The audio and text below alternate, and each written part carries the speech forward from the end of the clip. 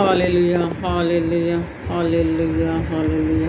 खुदावंद के जिंदा पाक कलाम में से तिलावत करेंगे लूका रसूल की इंजील 8 बाब 23 आयत से।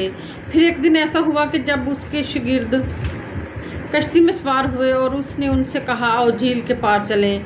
बस वो रवाना हुए, मगर कश्ती चली जाती थी तो वो सो गया और झील पर बड़ी आंधी आई और कश्ती पानी से भरी थी और वो खतरे में थे। उन्होंने पास आकर उसे जगाया। साहब साहब, हम हलाक हुए जाते हैं। उसने उठकर हवा और पानी के शोर को झिड़का और दोनों थम गए और अमन हो गया। उसने उनसे कहा कि तुम्हारा ईमान कहाँ गया। वो डर गए और ताज्जुब करके आपस में कहने लगे कि ये कौन है,